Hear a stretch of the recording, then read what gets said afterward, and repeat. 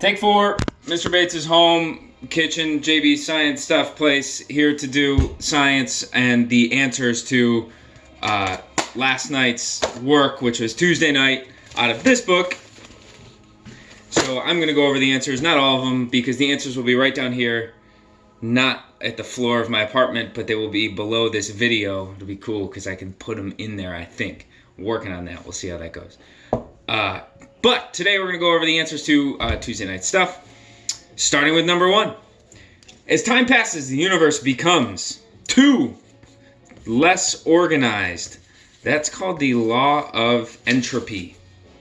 And ever since this world began, or the universe began, things get more messy. But we, organisms, don't abide by that law. We are made of atoms, which make up molecules, which make up organelles, which make up cells, which make up organs, organ systems, and bigger and bigger and bigger, much like the Russian nesting doll video we watched. Maybe I could put a link to that in here. Anyway, we'll skip up to number 6. How do molecules differ from atoms? And this is where I'm going to call on my assistant from her home office. She's moved locations to help me play the game called What is That Atom? What is that molecule is actually the name of the game. The atoms are as follows. Blueberries are hydrogen. Raspberries are carbon. Blackberries are oxygen. You have to name that compound. Did you press her button? No. Okay. Can you see my breath? Can you see my breath? No. Well, if you could see my breath, you would see this molecule. Pause. If you said carbon dioxide, you're right. How about this guy? Which, if it starts running, you gotta go catch it. Pause. If you said water, H2O, you're right. No. Okay, the last one. Pretend you had 6 of these C's, 12 of these H's, and 6 of these O's, all formed together to make a certain carbohydrate that we think is really sweet. Pause. If you say glucose, you all right. And if you're eating berries, you also win the game as well. Anyway, so question 6, how do molecules differ from atoms? It's 2. Atoms are the individual particles, and molecules are combinations of those atoms. Skip ahead to number 8. In a cell, all organelles work together to carry out what? Now, for number 8, if you said diffusion or active transport, they do that. But number 8 is 4. All those organelles work together to carry out metabolic processes. Metabolism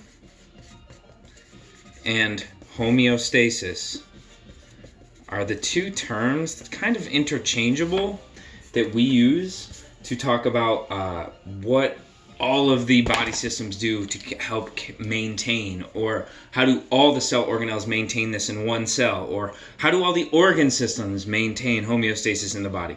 Metabolism and homeostasis are kind of a summary of how they maintain. Number 9, which statement concerning simple sugars and amino acids is correct? You have to know those are both the building blocks, or monomers, for polymers. Kind of like these guys are monomers for the polymers of molecules. The monomers, such as simple sugars or amino acids, make up the polymers, like complex carbohydrates and proteins. We're just going to skip way ahead to number 24. That was one of the questions. It's a free response question. First one of the year. First one of the at-home series.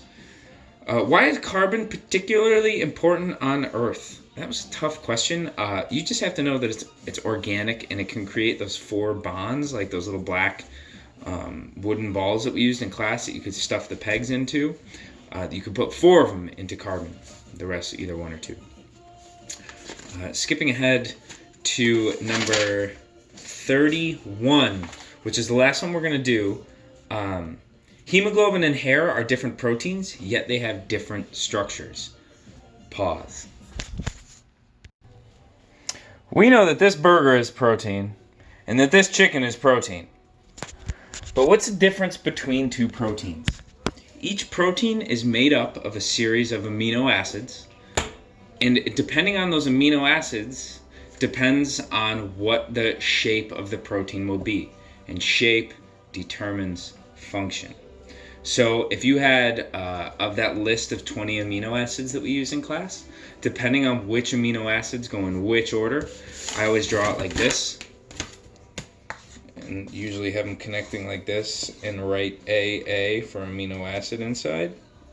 Let's say that this one are hydrophilic, and this red one is hydrophobic.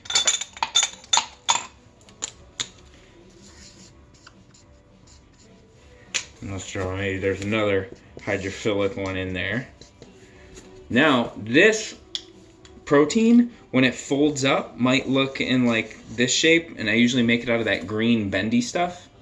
But if you had one that was, looked more like this, and the rest were red, this guy might fold up to look differently. He might look like this. So depending on the order of the amino acids, depends on the shape. Shape determines function. That's all for video number 2. The 35, 36, and 37 were some really good comprehension questions. And I'm not going to go over those because that makes this video too long and boring. But in days in the future, you'll have more of those reading comprehension questions, which are really valuable. So we'll go over those next time. The answers will be below, again, in this video. Stay tuned to JB Science Stuff for today's cool experiment.